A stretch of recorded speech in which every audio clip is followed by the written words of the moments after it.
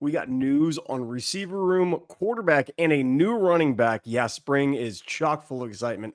Next, Locked On Bulldogs.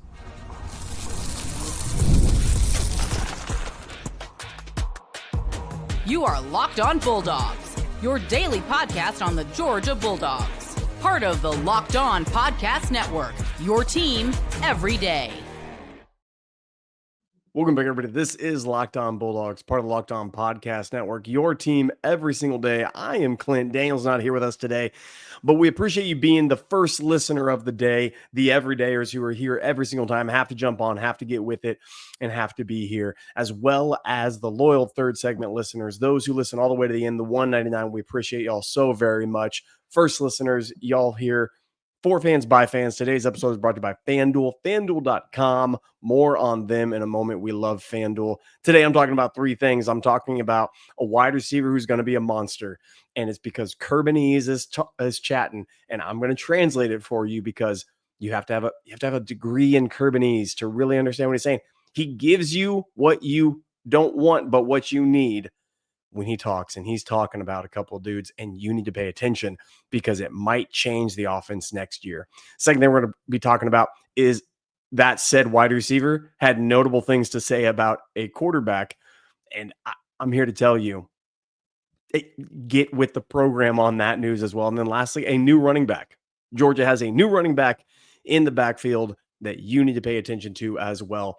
But let's start with this. Let's start with the fact that Branch is going to be him. Like, I don't know how to tell y'all, but Branch is going to be him. Zachariah Branch, transfer USC, one-time 5-star recruit coming out of high school. I don't pay any attention to transfer portal ratings because if you're going to rate a kid a 5-star and then after a season, you're going to say, well, a bad system or a bad coach in Lincoln Riley, a bad program, we're going to ding the kid down because somehow he got 4 stars on the transfer portal. It just doesn't make any sense to me whatsoever. The talent is there. This is the weird part. I'm going this for a moment. This is a weird part about how we diagnose talent. Okay. There's physical abilities, straight line speed, shuttle speed, catching, size, speed, dynamics, that ratio is there.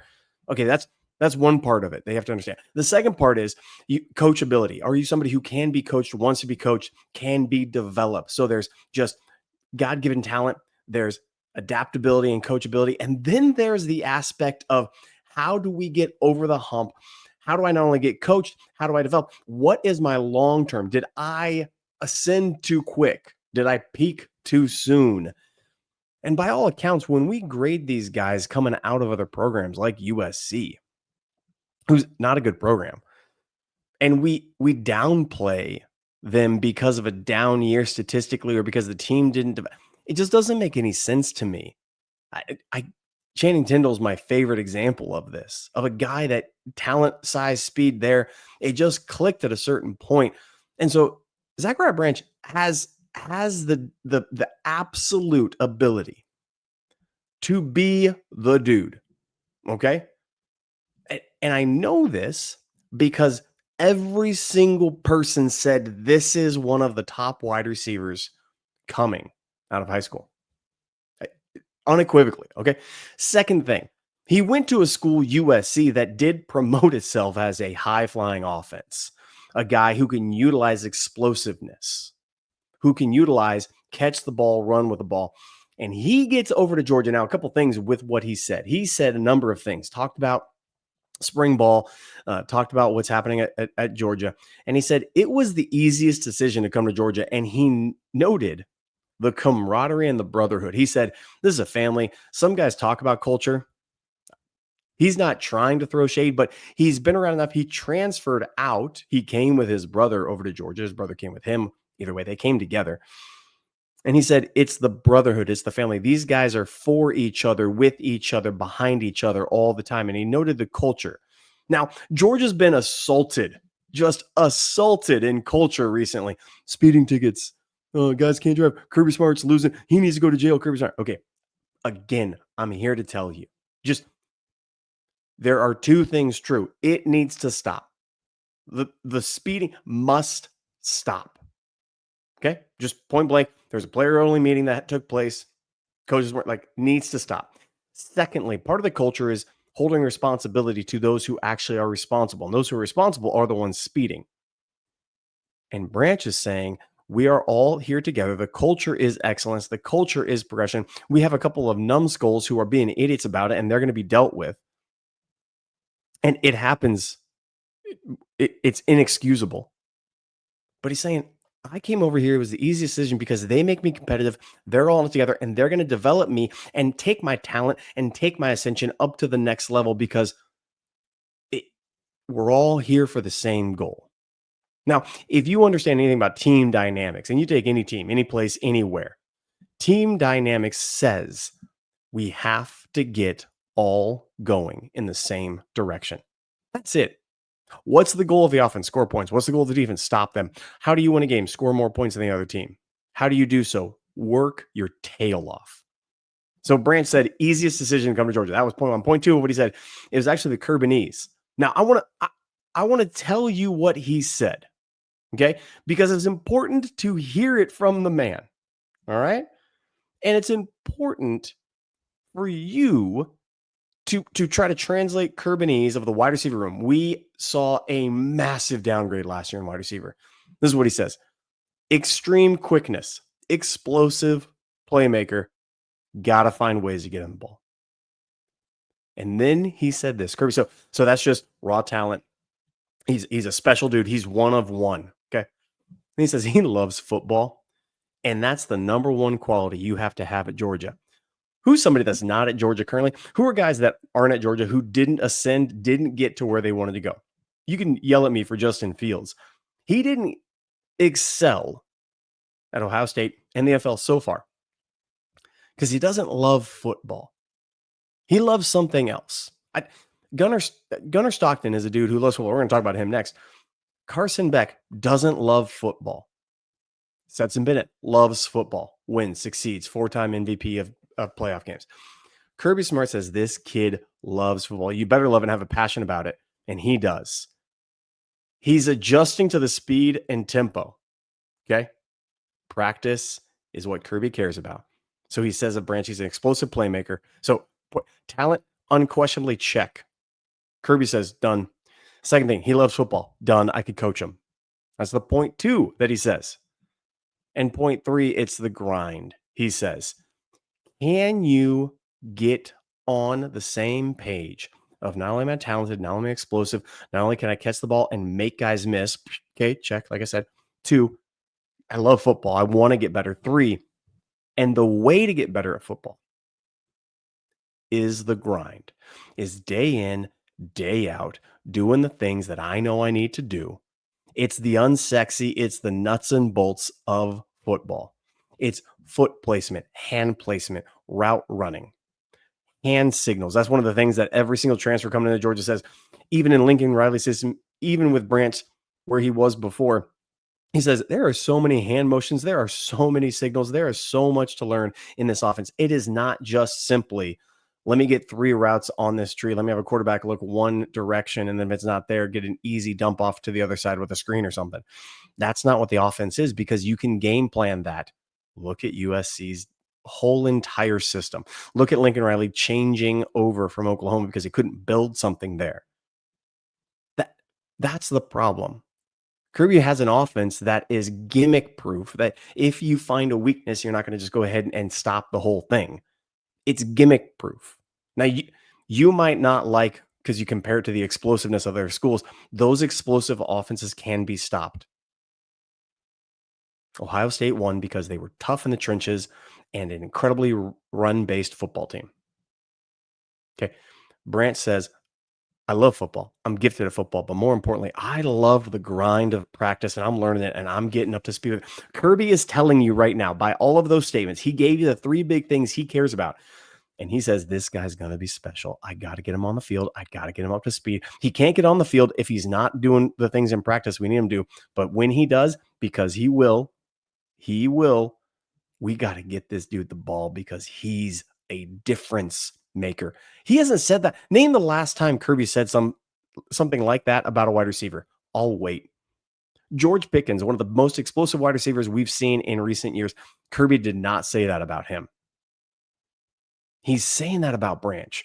And that should encourage you, and that should bring you hope, and that should bring you a warm blanket feel because this dude's about to go off. We're going to come back out of this. I'm going to let you know what this new explosive grind mentality, love football playing wide receiver had to say about a teammate of his that's at quarterback.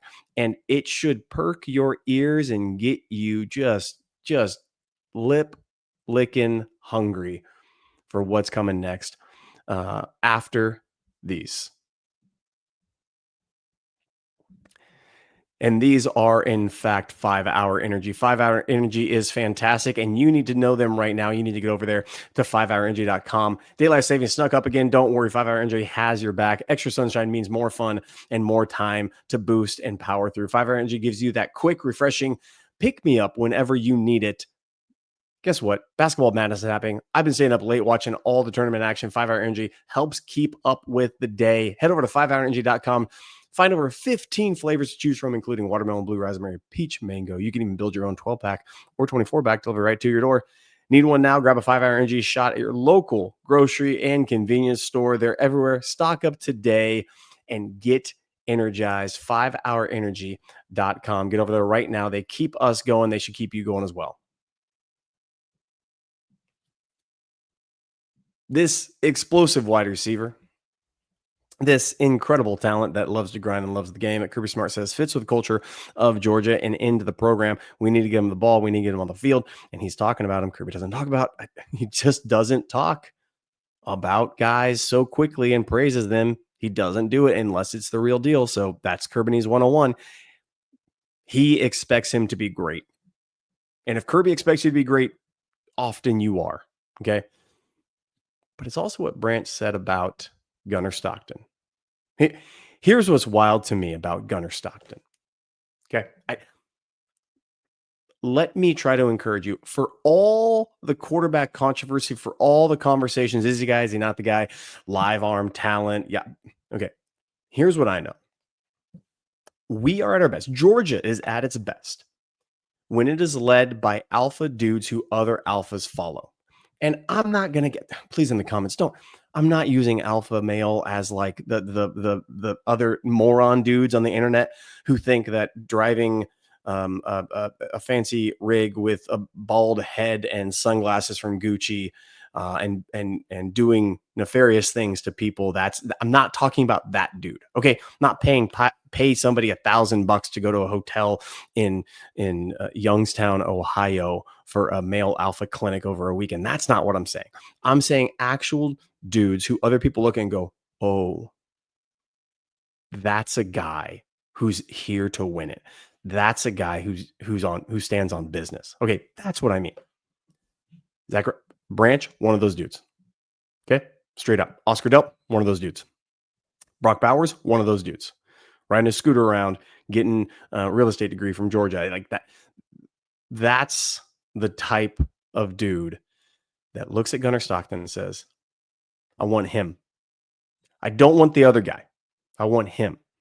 I want him driving this ship. I want him making the calls. I want him at the helm doing what is best for this team, because if he's there, I'm going to be in a good position. And that's what Branch talked about Gunnar Stockton.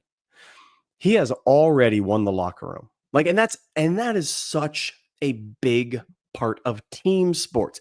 Many of us want to sit our couch QBs. Many of us in the Big Ten want to talk about, well, here's what I would do, or here's what coach needs to do. It's just get the best guys on the field. The best guys on the field more often than not, likely are guys that are best because they work within the team and they know how to build a program with the team and with the coaches and with the guys in the locker room. It might not be the army you want, but it's the army you have that you go into battle with. And by the way, football is not battle. I'm using a saying from that. You have the team that you have, not the one that you want. And you could say you want somebody else.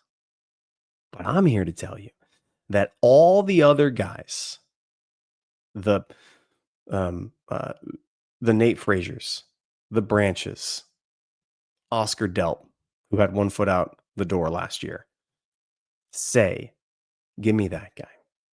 Now, here's why that's important for the entire offense and looking forward to this coming year. Well, it's important, and what you need to hear about it is this. Gunnar Stockton not only has won them over because he's a nice guy, he's a kind guy. He's a guy that speaks well of others. When asked about Carson Beck, he says, I didn't have much time to talk to him. He was busy. He didn't insult the guy. He's learning Kirbyese. He's taken that as an elective. What I'm telling you is being nice and being a guy that's fun to be around does not win you the starting quarterback job. Having guys that will go in and fight with you because you are in the grind with them, that's a huge piece of the puzzle. That's a huge part of the problem to solve. But you also have the talent and you have to have the ability to go do it. Branch, and I'm building off this, Kirby says he's going to be great. I trust him. He says, I went straight to Gunnar because I've seen him on film and I saw him play. Let me just ask you, do a quick logic problem through this. If Branch, one of the top dudes who came out of high school to USC because he believed he wanted to go play for quarterbacks and for a coach that would make him excel in football. Okay. If he has eyeballs, he has ears, he has a phone, he has the internet, he could call and look up and talk to anybody in the country. Branch could have gone to any football program in the nation. Okay. And he chose Georgia. And he says, I'm catching passes from Gunnar Stockton. I knew that coming here. Now again, Gunnar has to go win the starting job. But Branch could have gone anywhere. Said, I want to come to Georgia, knowing he's likely the guy I'm going to be catching passes to. What it should tell you, what it should tell me, is not only has Gunnar Stockton won the locker room, he's won the locker room because he's the best option to win games. Not because he's kind and nice and he's charismatic. By all accounts, it doesn't seem like it seems like he is far more subtle and far more quiet than other quarterbacks. Far less gregarious, far more, I'm just going to get to work and I'll let my play do the talking. That's what he's more like. And one of the top wide receivers in the nation said, I've seen his game. I watched Notre Dame. I watched Georgia play. I've been calling around. I want to get the best for me and my family and my respectability and my ability to play at the next level. And the best option to do that was the culture at UGA to win games, get national championships, get notoriety and acclaim, but also win with him at quarterback. That is the most indicting statement of I could possibly think of. And so here's my point. My point is get behind Gunnar Stockton. I don't care what you think about his game. I don't care what you don't think about his game. I don't care what I think about his game. I have thoughts. There's a couple of things I can go back and I could look at. What I care about is that Kirby thinks he's the best wide receiver in the transfer portal and possibly in the nation coming out when he was in high school. Said success rate is based upon the talented arm that he has. That's it. And looking at this next year, the offensive production is going to only tick up and only increase with more talented guys on the field who know what the offense is about, know what they're doing together, and have time to get it done. Get the ball in the playmakers' hands that know what to do with it. Not just because they're talented, but because they understand what's trying to get done. They understand the system. They understand not be behind the chains, but on 1st and 10, go ahead and get 6, go ahead and get 7, and your offense is off to a hot start. So, Puglisi, I believe in. I think his film just gets me way excited. But what we should also tell you is we're upgrading from last year's quarterback. You and I have an upgrade from last year's quarterback right now. Name one Branch who was trying to get into Georgia with Carson Beck. Name one guy who heard Carson Beck's going to Miami. Oh, I know. I want to go there now. That was notable. That was talented. Tight end left Miami. who's banging down the door to follow Carson Beck? Nobody. No one. Who's banging down the door to follow Gunner Stockton? Branches. Use trust as well. We have a new running back, and you need to know about it because it's actually we told you it was coming.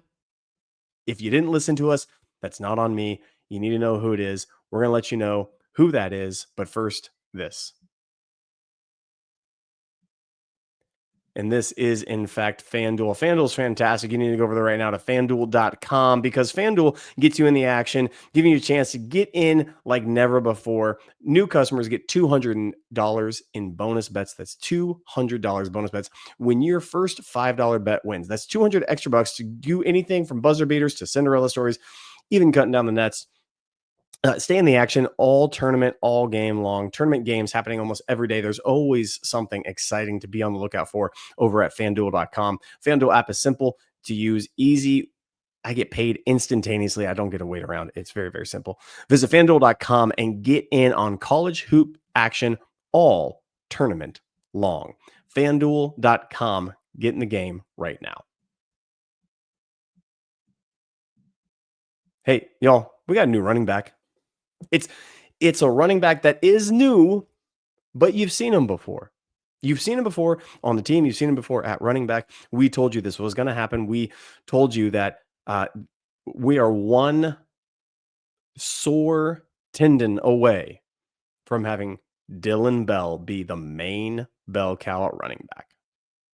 Dylan Bell is rumored and a lot of news coming out with Branson and Roderick not practicing. And look, I don't know how to tell you this. It's like the Braves being winless. It's not fun to talk about, but we have to talk about it. With those guys being injured, and they might be injured for a long time. Look, it's not fun. I don't like that coming out of my mouth. They might be injured for a long time. And if they're healthy, they might not be up to 100% for a very long time. Okay. That you have to come to terms with that, and you have to have that be a possibility. Now we have Nate Frazier. We have Dwight. We have some dudes that could fill in. We have Bo. We got a freshman. Daniel talked about him. But what's happening is that Bell is now taking reps, and today he's our second best option at running back. Because I don't know, and you don't know. Dwight Phillips, I don't know. You don't know. Bo's getting a lot of work, but we don't know game rep stuff, and we don't know the health of the lower legs of both Roderick and Branson. So I want to tell you this. I just want to give you like a hope for it, because you might hear Dylan Bell at running back. You might be like, holy geez, we're in bad shape. Can I just tell you right now, he was averaging 7.8 yards per carry at running back when he played. And Dylan Bell was thrust into duty at the running back. He was forced to do it because of a lot of the same problems we're dealing with: injury, war of attrition, depth chart, freshmen not being ready. All of that had happened before. And look, we are ruined forever, you and I, at the running back room, because we're used to, Gurley can't go, no problem. Let's go to, how about Michelle? Oh, Michelle, great. Oh, he can't go. Oh, okay. How about one of the best running backs ever to do it? Okay, he can't go. How about DeAndre, who's actually no slots of his own? Okay, Zeus, he can't go. He started off injured. Don't worry. We had such a plethora that now we look at it, we don't. That's not there. Branson and Roderick could be, but we don't know. When Bell got in there, 7.8 yards per carry. What more do you want from a running back? And the reality is, if Dylan Bell understands the writing on the wall, and he does, he's back. His brother's transferred in, which is great. I only think that helps his case. It helps him and his brother to become better athletes for Georgia. But here's what's wild to me. You and I hope that Dylan Bell is good at running back, because it's likely his best opportunity to really excel. Because Thomas and Branch, I think those are 1-2 wide receivers. The third spot is pick your poison. Who do you want? A lot of rotation. Might be Oscar Dell. Dylan Bell knows that. And he goes, I can play on the edge. I can block on the edge. I can catch passes. I can do screens. I could do that. That's okay. Yes. Yes. But the more that he's at running back, the more reps Branch gets, the more reps Thomas gets, the more reps Colby Young gets. And Bell was a very competent running back when he was back there. Very competent. He is no Nicholas Chubb. I get it. No one is.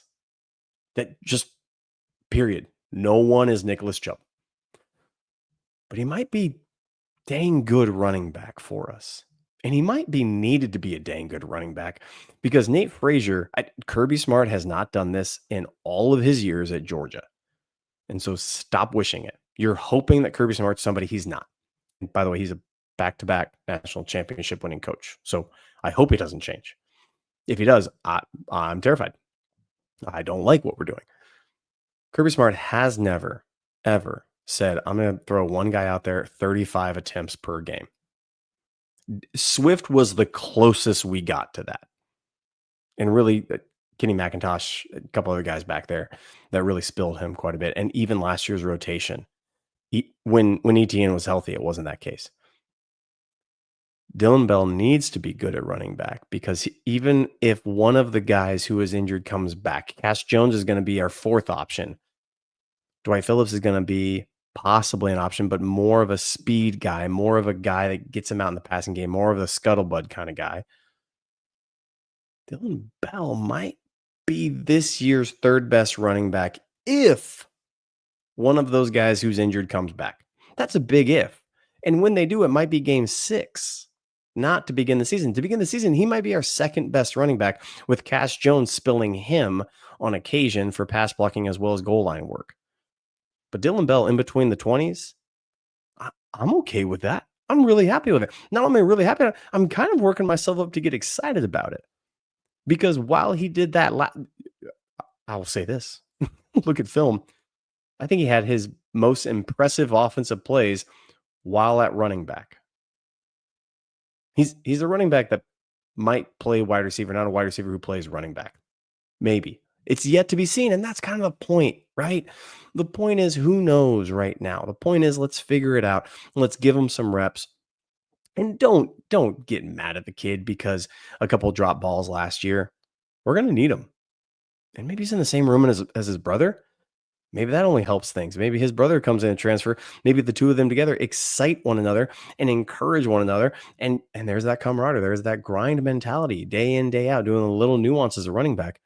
It helps us as a whole to get more healthy guys and to get Branch and Thomas more reps at wide receiver while Bell is over in the running back room, learning a system and being able to be on the field as much as possible because he is a dang good blocker. He's a physical guy who has the understanding and has the experience to go with it.